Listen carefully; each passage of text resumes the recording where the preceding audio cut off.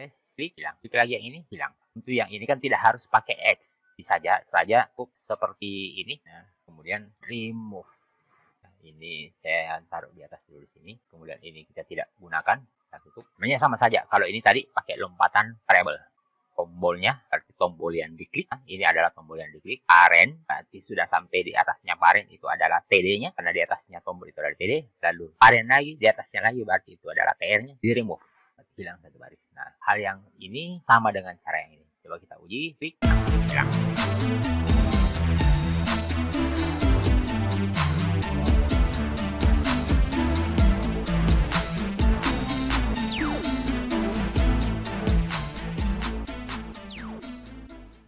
Halo semua teman-teman coding, kita ketemu lagi di pembelajaran ini. Pada pembelajaran ini kita akan membahas beberapa komponen dari sebuah elemen. Nah, jadi pada dasarnya kemarin kita sudah belajar beberapa elemen, bahkan sudah menggunakan elemen. Sekarang kita kenal beberapa komponen yang ada di dalam sebuah elemen. Komponen apa saja yang akan kita bahas pada video pembelajaran ini? Pertama, kita akan mengetahui apa itu tag name, kemudian inner HTML, clone node, advanced child, dan seterusnya hingga child element count. Kemudian kita juga akan mempelajari penggunaan argumen this di dalam sebuah fungsi. Dan berikutnya terakhir adalah kita akan mempelajari salah satu fungsi pengulangan, yaitu pengulangan dalam bentuk for. Pengulangan bentuk for sebenarnya ini bukan hanya ada di JavaScript, hampir di semua bahasa pemrograman ada, seperti di PHP, kemudian di Visual Basic, dan lain-lain sebagainya. Sekarang kita lihat dulu apa yang sudah ada sekarang. Sekarang ini saya telah membuat sebuah halaman sederhana seperti ini.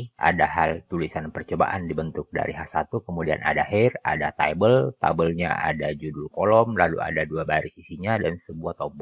Di halaman ini dibentuk dengan coding kira-kira seperti ini, dan dari beberapa elemen sudah saya beri ID. Nah, yang pertama yang saya beri ID dulu, saya jelaskan apa-apa saja yang pernah saya beri ID. Pertama, yang di elemen H1 itu sudah saya beri ID dengan nama ID judul. Kemudian tabel yang kita buat tadi itu sudah saya beri ID juga dengan nama ID adalah tabel. Kemudian di dalam tabel ini ada 2 subnya, ada 2 komponennya, yaitu head-nya tabel dan body-nya tabel. Jadi di tampilan ini yang di atas ini ada di head-nya tabel, kemudian yang di bawah ini adalah bagian body-nya tabel. Di masing-masing bagian tersebut, di head-nya tabel ada sebuah baris, dan di dalam baris tersebut ada beberapa kolom lagi. Ada kolom unit, harga, jumlah, tools, seperti yang terlihat di halaman ini. Kemudian di bagian bodinya tabel ada beberapa subnya lagi, yaitu tepatnya TR 1, 2. Jadi ada 2 TR. Di body tabel ini saya telah beri ID dengan nama ID-nya badan tabel. Kemudian di baris pertama di body ini, saya beri ID juga dengan nama ID-nya adalah baris underscore 0. Kemudian di dalam baris ini ada beberapa TD di dalamnya. TD yang pertama ini saya beri ID baris 0, kolom 0. Nah, di dalam TD ini juga terdapat sebuah elemen, yaitu elemen input. Nah, ini juga saya atur beberapa atributnya, antara lain tipenya teks, name-nya adalah my input, ID-nya adalah input 1. Kemudian di TD terakhir ada sebuah elemen, yaitu berupa button. Button ini sama dengan tombol ya, kalau input yang tipe button. Nah, tapi kekinian itu lebih sering digunakan lagi button, bukan lagi input tipe button, tapi memang digunakan istilah button lagi. Nah, ini juga memiliki ID dengan nama TD1. Hal yang sama di baris kedua ini ada sebuah TD, dan di TD tersebut ada sebuah tombol di dalamnya. Dan itu juga saya sudah atur ID-nya dengan nama TB_2.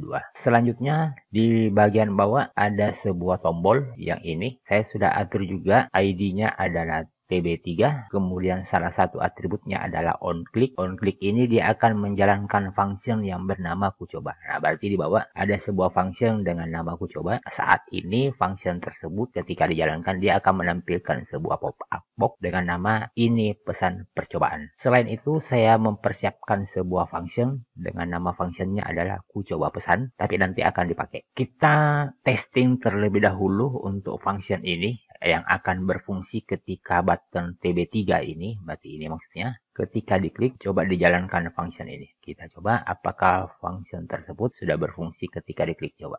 Oke, sekarang kondisinya halaman ini sudah dalam kondisi normal. Kita ke yang pertama, yaitu tag name. Tag name ini digunakan untuk mengetahui tag dari sebuah elemen.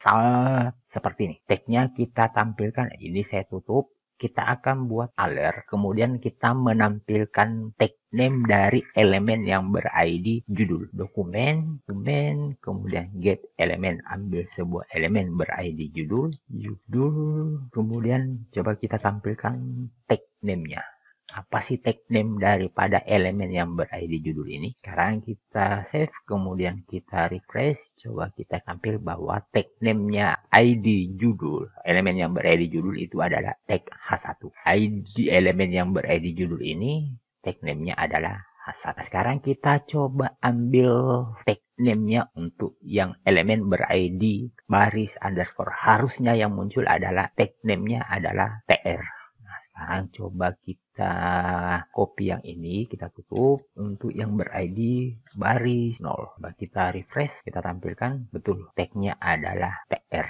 Karena memang elemen yang ber-ID baris 0 itu jenisnya adalah TR. Berikutnya kita lihat lagi inner HTML. Yang dimaksud dengan bagian inner HTML adalah ini merupakan inner HTML dari TR yang ini. Tulisan tombol ini merupakan inner HTML dari inner HTML dari sini dan tutup yang ini. Ini merupakan bagian inner HTML dari TD ini dan TD tutup yang. Itu yang dimaksud dengan inner HTML. Berarti termasuk yang ini merupakan bagian inner HTML dari elemen buka ini dan elemen tutup ini, penutupnya.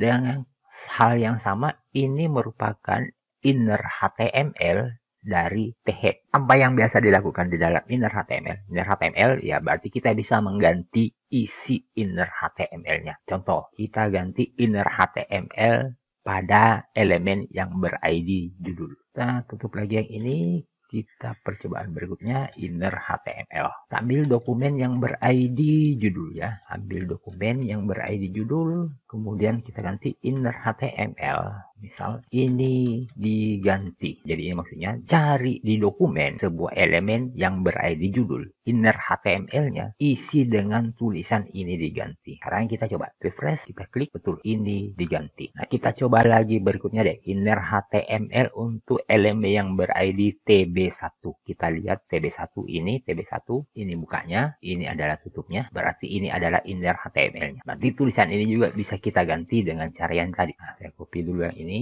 kemudian ini saya tutup. Yang akan kita ganti adalah TB_1. Tulisannya diganti menjadi tulisan ini diganti. Coba kita tampilkan, kita klik, betul, menjadi ini diganti. Kemudian berikutnya adalah clone node. Clone node ini digunakan untuk mengcopy atau mengcloning sebuah elemen. Jadi ketika ada elemen yang akan di-copy, maka elemen tersebut bisa kita copy dengan clone node. Contoh, kita akan mengcloning elemen yang ber-ID TB1. Anggaplah hasil cloningnya kita beri nama X. Clone node dalam kurun true. Nah, ini artinya kita mengcloning elemen yang ber-ID TB1. Hasil cloningnya diberi dengan nama X. Coba kita tampilkan apa tag name dari si X ini. Alert X tag name. Ini menampilkan X ini tag name-nya apa? Harusnya tag name-nya adalah tombol atau button. Kita lihat TB1 ini itu adalah elemen button. Kemudian kita cloningnya, hasil kopiannya diberi dengan nama X. Harusnya X itu ya identik dengan si TB1. Nah, sekarang coba kita tampilkan hasilnya. Betul, X itu adalah sebuah button. Kemudian berikutnya adalah append child. Append child ini merupakan cara untuk mengisi atau menambahkan sebuah elemen. Nah, misal ini deh, yang ber-ID ini di TD ber-ID baris 0, kolom 0, kita tambahkan sebuah elemen, berarti ini yang dimaksud di TD yang di sini, kita tambahkan sebuah elemen di dalamnya. Elemen yang akan kita tambahkan itu adalah elemen hasil cloning dari TB1. Kita masukkan ke sana. Nah, kita copy yang ini, cloningnya, jadi kita ambil dulu cloningnya. Jadi X itu adalah hasil cloning dari TB1. Kemudian X ini coba kita masukkan ke dalam elemen yang tadi ya, elemen baris 0, elemen nama elemennya tadi, ID elemennya baris 0, kolom 0, append child yang kita masukkan adalah X. Sekarang coba kita lihat hasilnya dari refresh. Jadi ketika diklik ini ada dua pekerjaan, dia mengcloning TB1, setelah itu TB1 hasil cloning si X itu dimasukkan ke sini. Kita coba, betul, di TD ini bertambah satu elemen. Sekarang kita klik lagi, ketika kita klik lagi berarti dia cloning lagi, hasil cloningnya disebut si X, dimasukkan lagi ke sini, itu merupakan cloning. Contoh lain, coba kita cloning elemen yang ber-ID baris 0. Baris 0 ini kita cloning, kemudian hasil cloningnya kita masukkan ke dalam elemen yang bernama badan tabel. Tebakannya kira-kira pasti barisnya bertambah. Jadi satu baris ini kita cloning, hasil cloningnya dimasukkan ke dalam badan tabel. Nah, tutup dulu yang ini. Kemudian kita copy, ya sama ya, hasil cloningnya kita beri nama si X itu adalah hasil cloning dari baris 0. Ya cocok ya, ID-nya tadi baris 0 ya, baris 0. Kemudian hasil cloningnya tersebut X tadi ini yang hasil cloning, cari dokumen yang ber-ID badan tabel, kemudian tambahkan elemen ke dalamnya, nama elemen yang ditambahkan adalah X. X ini merupakan hasil cloning. Coba kita lihat hasilnya, kita refresh, klik, betul, barisnya bertambah lagi, bertambah lagi. Penambahannya itu adalah hasil dari proses cloning. Berikutnya adalah set atribut. Set atribut ini digunakan untuk mengatur atribut sebuah elemen. Set atribut bisa jadi menambahkan atribut, bisa juga mengganti atribut. Nilai dari sebuah atribut. Jika atribut yang diatur itu sudah ada, maka akan terganti. Sekarang kita contoh adalah input 1 ini, atribut name-nya diganti menjadi inputku. Sekarang kita coba. Ini saya close lagi. Cari elemen yang ber-ID input 1. Kemudian set atribut yang berupa name diganti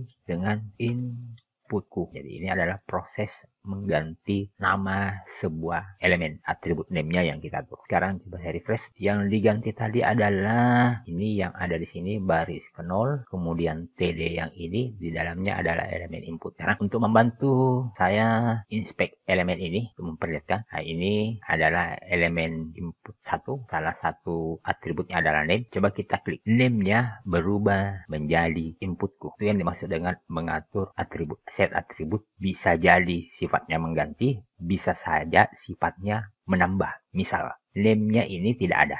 Name-nya tidak ada. Coba kita refresh. Input ini name-nya tidak ada. Kemudian ketika diklik, name-nya langsung muncul. Jadi, set atribut tadi bisa jadi sifatnya menambahkan jika atribut itu belum ada, dan bisa jadi mengganti kalau atributnya memang sudah ada. Contoh lain, misal atribut onClick yang ada pada TB3. Nah, ini TB3 salah satu atributnya adalah onClick. Coba kita ganti isinya ini dengan atribut ini, coba pesan. Jadi kita alihkan ke sana. Jadi tadinya ketika diklik akan menjalankan fungsi yang ini. Kemudian ketika setelah diganti, ini yang harus dijalankan. Kita copy yang ini, tanya cari elemen TB3. Kemudian atributnya yang bernama onClick diganti dengan coba pesan. Nah, ingat, fun, onClick, onChange, atributnya itu menjalankan sebuah fungsi, dan fungsi itu pasti ada buka kurung dan tutup kurungnya. Namanya menjalankan sebuah fungsi. Sekarang kita coba jalankan, kita inspect terlebih dahulu ya. Lihat, oke. Sekarang dalam kondisi belum dicoba, onClick-nya adalah coba. Sekarang kita klik, maka berubah onClick-nya menjadi coba pesan. Sekarang kita klik lagi.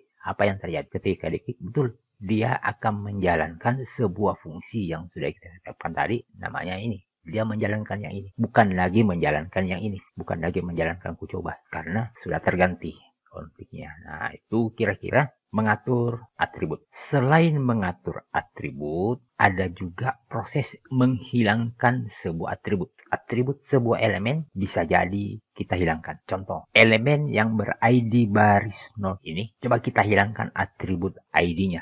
Cari elemen yang ber-ID baris 0. Kemudian kita hilangkan atributnya.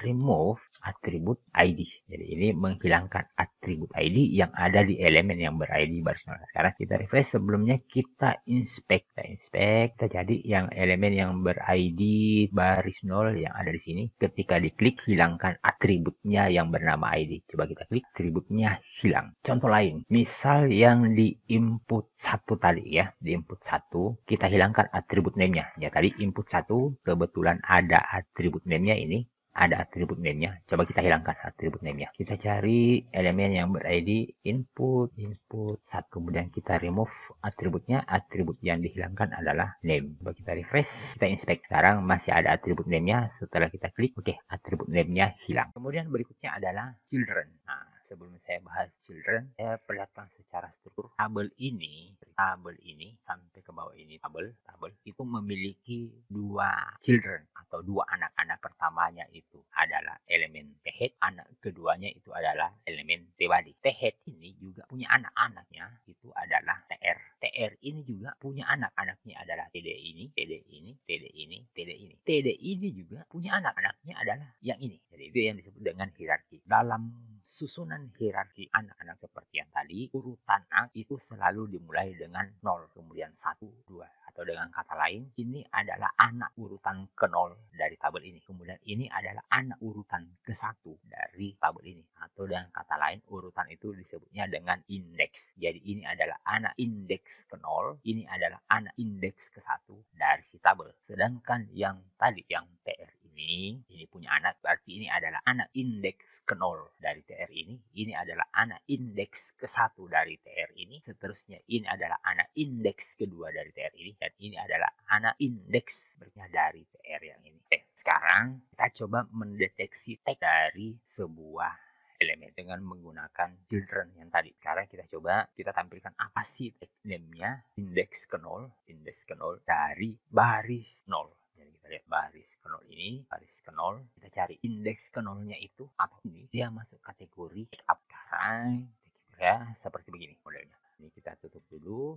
Nah, lagi ini satu bagiannya, saya buat satu bagian dari baris ke-0, dari elemen yang ber-ID baris 0, kemudian anaknya children yang ke-0. Ini kita beri di sini. X itu katanya cari di dokumen yang ber-ID baris 0, ambil anaknya yang children 0. Sekarang kita tampilkan X ini tag-nya apa sih? Ya, tag name-nya apa? Sekarang coba kita jalankan. Harusnya ini adalah tag-nya adalah TD. Coba. Nah, ini kalau error seperti ini, coba kita intip di konsolnya apa yang menyebabkan error. Nah, ini yang menyebabkan error katanya dokumen ID adalah children tidak ditemukan. Nah, sekarang tadi yang kita minta adalah baris ke-0. Oke, functionnya yang salah. Children is undefined. Tidak dikenal apa itu children. Harusnya children. Sekarang kita refresh lagi. Coba. Betul. Dia jenisnya adalah TD tadi. Jadi tadi ulang. Yang kita ambil adalah ambil dulu baris 0. Yang baris 0. Kemudian dari ini yang kita ambil adalah children-nya atau anaknya yang berindeks 0. Berarti ini yang dimaksudnya. Nah, sekarang kita coba yang lebih ribet ya. Dari badan tabel ini, kemudian kita ambil anaknya dari indeks ke-1, berarti dari sini indeks ke-1 kita ambil. Kemudian dari indeks ke-1 ini kita ambil lagi indeks ke-3, 0, 1, 2, 3. Kemudian dari sana kita ambil lagi yang ini. Berarti ada indeks ke-0 dari sini. Jadi kira-kira urutannya kalau dari badan tabel children 1, kemudian berikutnya ini adalah children 3, berikutnya ini adalah children 0 dari sini. Andai kata, saya umpamakan andai kata di dalamnya sini ada, berarti ini adalah sudah children 1 dari TD ini. Sekarang kita coba, kita tutup ya ini, kemudian kita copy. Betul, coba di sini. Kita ambil dari badan tabel yang kita ambil tadi adalah children 1, berarti baris yang kedua. Kemudian dari sana lagi kita ambil children indeks ke-3, berarti itu adalah kolom keempat. Kemudian dari sana lagi kita ambil lagi children berikutnya, children 0. Di anaknya lagi si kolom keempat. Kita lihat name-nya harusnya dia apa. Refresh. Oke, betul. Name-nya si X. Jadi si X ini adalah sebuah tombol. Itu yang dimaksud dengan children. Jadi mengambil anak-anak.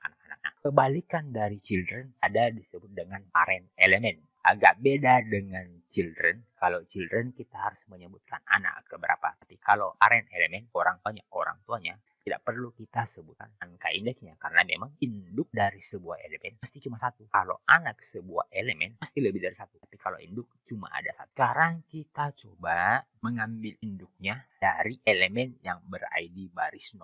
Baris 0 ini, kemudian induknya kira-kira siapa? Induknya harusnya adalah T-body. Hasilnya harusnya T-body. Kita copy ini sampai di sini saja. Nah, X itu adalah dokumen yang ber-ID baris 0, kemudian ambil parent elemen. Jadi induknya, parentnya dari baris 0. Coba kita lihat, kita pilih ini. X itu jenisnya apa? Kita refresh. Ini tadi ya, refresh. Parentnya tadi itu adalah T-body. Parent ini juga bisa jadi bertingkat-tingkat. Jadi ambil induknya, kemudian induk di atasnya lagi, atau hierarki sebelumnya lagi, dan seterusnya. Jadi parent elemen itu bisa saja parentnya dicari lagi parentnya. Nah, kita ambil contoh. Ini saya tutup lagi, kemudian saya copy. Nih, misal kita ambil parentnya 2 tingkat ke atas dari input 1.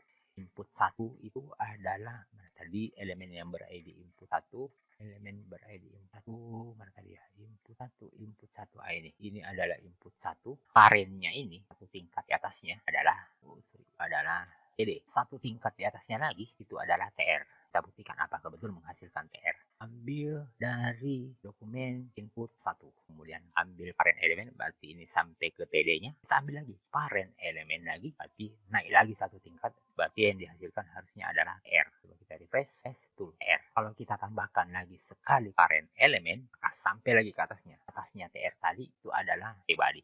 Kalau satu tingkat lagi ke atasnya, berarti sudah induknya lagi T-body, harusnya sudah sampai pada tabel. Nah, itu kira-kira parent elemen. Kemudian berikutnya adalah kita yang namanya remove.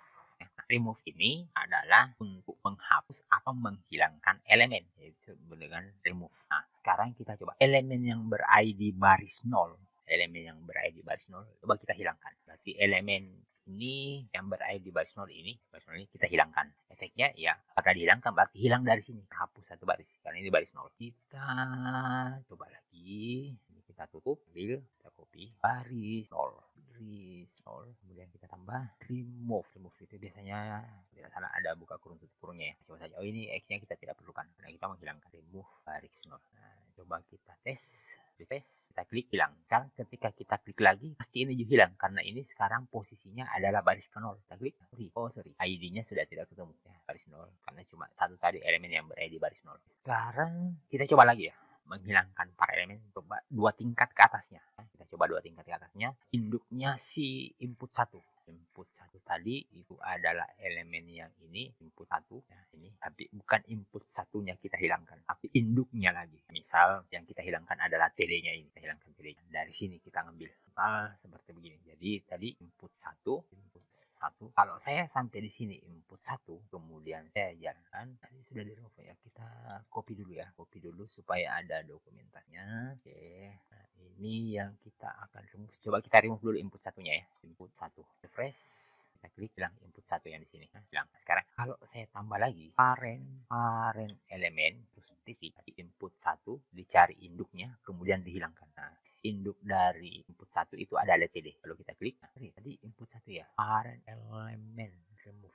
Yang hilang itu harusnya, ya betul, ini hilang satu kolom. Makanya kolom berikutnya ini pindah ke sini, geser ke sini ya. Nah, coba kita lihat masih.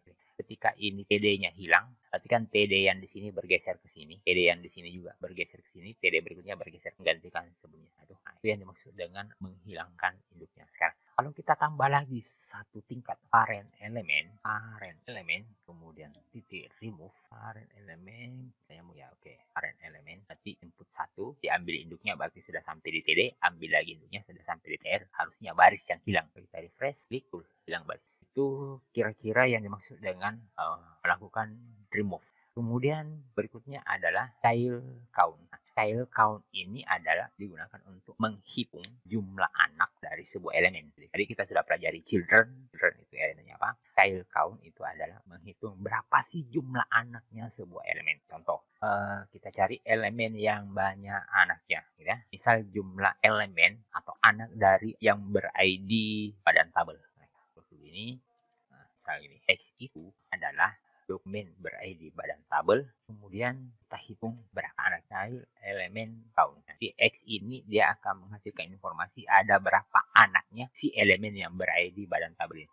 Coba kita tampilkan alert express badan tabel itu adalah ini, anaknya di dalam 1, 2. Jadi child itu maksudnya anak langsungnya ya, tidak terhitung cucunya ke bawah. Kalau kita klik tool ada 2. Sekarang coba kita tambah lagi satu baris. Kita tambahkan satu baris seperti ini sehingga hasilnya 3. Coba kita count 3. Semua elemen bisa dihitung childnya. Contoh yang baris 0. Baris 0 ini childnya 1, 2, 3, 4. Sekarang kita buktikan apa betul menghasilkan angka 4. Ini kita copy dulu, kemudian ini kita tutup. Jadi X itu ambil dokumen ber-ID baris 0, hitung berapa jumlah anaknya. Dari refresh, coba hitung baris 0 itu kayak ini, harusnya anaknya 1, 2, 3, 4. Karena ada 4 TD-nya. Betul, ada 4 TD-nya. Nah, itu yang dimaksud dengan child count. Nah, berikutnya adalah argumen this dari sebuah pesan. Nah, argumen this ini sangat banyak digunakan. Contoh penggunaan argumen this seperti ini. Misal kita mengklik ini, ketika mengklik ini, kita mau tahu ya, yang diklik ini name-nya apa, kemudian ketika kita klik ini name-nya apa, tapi function-nya cuma ada satu function. Misal gini dulu,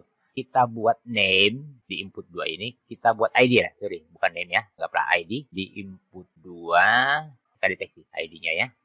Untuk mendeteksi ID-nya ini kan harus melalui tombol coba tadi. Sekarang kita pengennya seperti begini. Ketika diklik yang ini ID-nya berapa? Ketika diklik ini, ID-nya apa? Tapi fungsinya cuma satu yang kita buat. Misal kita buat fungsi sebuah lagi. Function, kita beri nama ku coba dulu ya. Nama function. Contoh untuk sementara menguji dulu, kita tampilkan pesan.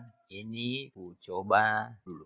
Kemudian function ku coba dulu ini, dari ku coba dulu saya, coba dulu. Ini akan kita jalankan ketika tombol ini diklik, jadi on click. Kemudian function itu juga, ini saya tutup dulu ya, supaya kelihatan luasnya. Kemudian ini juga pada saat on clicknya yang tombol yang ini juga akan menjalankan hal yang itu, Ini kok ada tanda merah itu, oh ini kurang, tanda petik 2-nya. Ketika kita klik tombol ini, muncul ini ku coba. Nah, pertanyaannya begini. Ketika kita klik tombol ini, ketika kita klik tombol itu, kita mau tampilkan ID-nya. Nah, ID-nya masing-masing tombol. Maksudnya ketika saya klik tombol ini, muncul di sini. ID, apa tadi? ID-nya TB1. Ketika diklik ini, kemudian ID TB2. Nah, itu yang disebut dengan harus menggunakan argumen this. Nah, caranya kira-kira seperti ini. This, jadi kita beri argumen di sini. This. Nah, kemudian di function-nya tadi, kita beri penamaan di sini. Parameter, misal tombolnya. Jadi kira-kira begini, ketika diklik ini, maka variabel tombolnya itu isinya adalah elemen tombol yang ini. Ketika ini yang diklik, maka variabel yang tombolnya ini itu adalah isinya adalah tombol yang ini. Nah, kira-kira begitu. Nah, berarti kira-kira di dalam sini kita bisa buat seperti ini. X itu adalah tombolnya. Coba kita tampilkan ID-nya si X. Alert X ID. Jadi ini kita menampilkan ID-nya si X. Si X itu dari sini. Nilai yang ini itu adalah hasil dari this tadi. Ya, saya ulang. Ketika kita klik ini, maka variabel yang namanya tombolnya itu adalah tombol yang ini. Ketika diklik lagi yang ini, maka variabel yang tombolnya itu adalah yang ini. Kemudian si X ini katanya itu adalah variabel tombolnya. Coba kita klik yang ini, ID-nya TB1. Kita klik yang ini, ID-nya adalah TB berikutnya lagi. Nah, itu kira-kira cara penggunaan argumen this. Di mana sih beberapa contoh penggunaan elemen this? Contoh, ketika kita klik yang ini, maka kita akan hapus baris yang ini. Ketika kita klik yang ini, kita akan hapus baris yang ini. Pada saat kita klik ini kan kita sudah dapat tombolnya. Kemudian setelah dapat tombolnya, kita cari induknya. Nah, dari tombol ini untuk ketemu barisnya, berarti harus aren satu kali itu berarti sudah sampai di TD-nya. Aren lagi berarti sudah sampai di atasnya TD, berarti baris. Contoh, X itu adalah tombolnya, berarti tombol yang diklik ini, X ini tombolnya itu adalah tombol yang diklik, yang ini kemudian diklik, kemudian saya coba aren elemen, berarti sudah sampai di TD-nya, aren elemen lagi, berarti sudah sampai di TR-nya. Coba kita tampilkan tag name-nya dulu nih, tag name-nya. Apakah betul dia sudah sampai di TR? Dari refresh, betul, sudah sampai di TR, ini sudah sampai di TR. Sekarang, coba si X ini kita remove, X-nya ini kita remove. Refresh, klik, hilang. Klik lagi yang ini, hilang. Untuk yang ini kan tidak harus pakai X. Bisa saja cukup seperti ini. Nah, kemudian remove. Nah, ini saya taruh di atas dulu di sini. Kemudian ini kita tidak gunakan, kita tutup. Sebenarnya sama saja. Kalau ini tadi pakai lompatan variabel. Tombolnya, berarti tombol yang diklik. Nah, ini adalah tombol yang diklik. Parent, berarti sudah sampai di atasnya parent, itu adalah TD-nya. Karena di atasnya tombol itu adalah TD. Lalu parent lagi, di atasnya lagi, berarti itu adalah TR-nya. Di remove. Hilang satu baris. Nah, hal yang ini sama dengan cara yang ini. Coba kita uji, klik, hilang. Sekarang kita coba lagi implementasi. Misal saya tutup ini, nah, kita akan tampilkan tulisan yang ada di dalam sini. Ketika kita klik ini, misal gini, tadi saya sudah, ketika saya klik ini, diklik muncul tulisan yang ada di sini. Kita munculkan di pop-up box. Nah, berarti kan jalan keluarnya kira-kira begini. Tombol ini, cari dulu induknya sampai di baris, kemudian di baris ini cari lagi anak ke 0, anak ke 1, anak kedua, atau TR-nya, TD-nya. Kemudian di TD itu ada lagi anaknya. Kira-kira urutannya kira-kira seperti ini. Kita coba dulu ya. Kita coba. X ini berarti sudah sampai di baris. Kemudian kita bikin lagi. TD itu adalah si X, tapi children. Children-nya itu di baris. Children 0, children 1, children 2. Oke, children 2. Di children 2 ini itu kan baru TD-nya. Kemudian di dalamnya ada elemen, berarti itu adalah children ke 0. Children 0. TD ini, ini. Sorry, ini bukan TD. Atau ini saya pakai input. INP. Nah, gitu ya. Input itu adalah dari sini. Kemudian coba kita tampilkan nilainya input. Alert, input, value, put value. Nah, coba kita refresh, kita klik satu. Kalau kita klik yang ini kosong, coba kita isi. Muncul ya. Jadi tadi prosesnya ketika diklik ini dicari dulu sampai dengan R-nya atau parent-parentnya. Dari parentnya itu sudah ketemu baris, baru diambil anak ke 0, anak 1, anak kedua atau indeks kedua. Indeks kedua di dalamnya, indeks kedua itu kan baru sampai TD, di dalamnya ada sebuah input, itu posisinya ada di indeks ke 0. Atau kira-kira kalau saya urut seperti ini, gini, ketika diklik tombol tadi ini, itu kan kita dapatnya ini barisnya. Ini yang disebut dengan X. Si X tadi kita ambil indeks kedua, indeks ke ya indeks kedua ya, indeks kedua, indeks 0 adalah yang ini, indeks 1, indeks kedua. Ini kan tempat mengetiknya tadi. Nah, indeks kedua itu baru sampai TD-nya. Nah, di indeks kedua ini ada anaknya lagi di dalam input. Itu kira-kira proses penggunaan argumen. Nah, sekarang berikutnya kita coba lagi untuk melakukan proses looping. Nah, looping itu adalah, saya tutup dulu ya. Looping itu adalah proses melakukan pengulangan. Kira-kira kalau di bahasa lain mungkin contoh di PHP itu sama dengan while ya, dan beberapa bahasa lain. Nah, contoh penggunaan looping ya, penggunaan for. Jadi konsepnya kira-kira seperti ini. For ya, for. Misal saya buat X itu nilainya adalah 0. Kemudian batas maksimalnya X, ya, jadi batas maksimalnya ini adalah batas maksimal. Misal X itu nilainya sampai dengan 10, berarti sampai dengan 10. Kemudian X itu bertambah 1, jadi nanti X itu nilainya adalah dari 0, kemudian 1, 2, 3, 4 sampai dengan di titik 10. Apa yang akan dilakukan? Nah, inilah yang akan diulang selama XX ini ditambah dan ditambah. Misal kita buat alert, ini sun. Kita hitung. Sun ini akan muncul berapa kali ketika tombol coba, karena ini tadi di tombol coba kita buatnya akan muncul berapa kali. Nah, kita hitung ya, karena di sini nilainya X itu dari 0 sampai dengan 10. Jadi nanti akan berhenti proses ini kalau X itu sudah sampai di 10. Tes, kita klik 1, 2, 3, 4, 5, 6, 7, 8, 9, 10, 11. 11 kali tadi muncul ya. Nah, memang dari 0 ke 10 jadi 0, 1, 2, sampai dengan 11. Kalau kita pengennya cuma sampai 10, seperti begini. Berarti ini cuma muncul 10 kali. Karena dari 0 ya. Coba kita press 1, 2, 3, 4, 5, 6, 7, 8, 9. Ini sudah yang ke-10. 10 selesai. Selain itu, kita bisa menampilkan nilainya si X. Misal, alert X tampilkan di pop-up box nilainya si X. Bagi kita refresh, X itu mulai dari 0, 1, 2, 3, 4, 5, 6, 7, 8, 9, 10. Oke, sampai 9. Tadi sebenarnya 10-nya ada ya. Nah, karena dia berangkat cuma sampai 9 karena lebih kecil dari 10. Jadi kalau sudah sampai 10 dia berhenti. Nah, sekarang 10 ini bisa saja kita variabelkan. Misal ABC itu sama dengan 10. Berarti di sini kita bisa menggunakan ABC. Hasilnya akan sama dengan yang tadi. Kalau kita refresh, 0. Ini akan berarti sampai dengan X-nya itu kurang dari 10. Tidak boleh sampai dengan 10. Nah, itu kira-kira kira-kira ya. Sekarang kita lihat di mana sih biasa kita menggunakan proses for ini ya. Biasanya proses for ini kita mau melakukan proses penghitungan dari semua data yang ada di baris ini. Nah, jadi langkah pertama kita harus tahu berapa jumlah barisnya ya. Kemudian dihitung dari baris kesekian, dan seterusnya. Jadi kira-kira modelnya seperti ini. Kita buat dulu ABC. Ini saya tutup dulu ya sebagai dasar. Nah, kemudian tetap saya copy yang ini bawa. Nah, saya buat dulu ini, saya buka. Misal ABC ini adalah jumlah baris. Jumlah baris di mana kita bisa dapatkan? Jumlah baris itu adalah anak dari si elemen yang ber-ID pada tabel. Ini kan baris 1, 2. Nah, jadi X itu adalah jumlah anaknya dari dokumen yang ber-ID badan tabel. Child count elemen ya. Child elemen count. Kalau kita lihat akan diulang berapa kali si X-nya ini. Karena X ini dari 0 sampai dengan lebih kecil dari ABC. Berarti kalau jumlah barisnya di sana tadi ada 2, berarti isinya 2, berarti di sini adalah 2. Berarti dia proses ulangnya dari 0, 1. 2 tidak masuk karena lebih kecil dari 2. Refresh, 0, 1, selesai. Sekarang kita coba tampilkan ya. Tulisan yang ada di dalam sini kita tampilkan. Nah, tulisan yang ada di dalam sini coba kita tampilkan. Nah, pertama kita ambil barisnya. Baris itu anak dari ya, anak dari ini badan tabel, tapi children ke X. X itu kan dari 0, 1. Kemudian dari baris ini coba kita ambil lagi ininya. Ini baris children 0, 1, 2. Jadi anaknya lagi si baris ya. Input itu adalah anaknya si baris ya, children. Nah, ini children 0, 1, 2. Nah, children 2.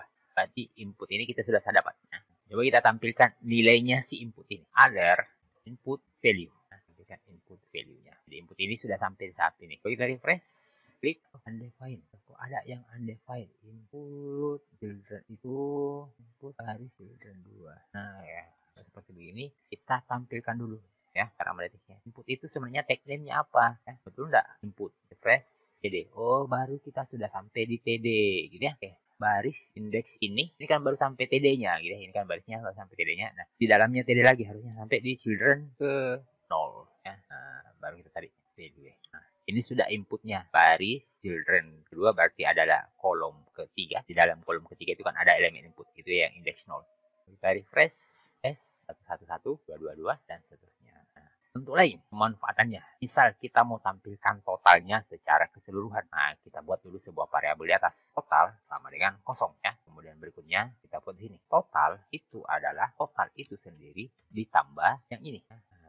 Ya, coba kemudian di luar sini kita tampilkan nilainya total. Total. Nah, mudah-mudahan masih ingat di pembelajaran sebelumnya ya. Coba kita refresh, klik total 00012. Ingat, tambah tadi proses tambah dia akan menyambung total ini. Jadi tambah ini ada sifatnya menyambung. Nah, mudah-mudahan masih ingat kenapa disambung, karena nilainya ini itu adalah teks biasa ya. Kalau mau disambung harus dikonversi dengan menggunakan parse integer, parse int ya. Jadi mengkonversi nilainya ini, value-nya ke dalam bilangan. Coba kita ulang, refresh, totalnya 2333. Tambahkan lagi 1 juta. Kira-kira bentuknya. Terus gimana lagi bentuk implementasinya? Misal di tabel ini kita buat sebuah baris di bawah, di situ kita akan tampilkan totalnya. Ya. Nah, tapi jangan di t-body-nya. Ya. Tempatnya di setelah t-body, bagian tabel itu ada namanya t-foot. Nah, di t-footnya ini kita buat baris. Nah, kita copy baris yang ini saja ya. Kita copy baris yang ini. Tapi di kolom pertamanya kita kosongkan. Kolom keduanya juga kita kosongkan. Nah, di sini kita akan tempatkan. Ya. Di sini kita akan tempatkan. Kolom ketiganya juga ini kita kosongkan. Nah, sehingga kira-kira tampilannya seperti begini. Nah, ini. Tapi ini adalah di t-foot. Sekarang kita akan coba tempatkan di sini. Nah, kalau begitu ini kita beri ID dulu. Ini total. ID adalah total. Totalnya. Nah, di bawah di sini tadi kita tampilkan di sana. Cari dokumen yang bernama totalnya. Ingat, pengisi tulisan di dalam sini di antara elemen yang ada buka tutupnya yang digunakan adalah inner HTML sama dengan total. Nah, ini kita tutup colornya. Nah, sekarang kita coba refresh.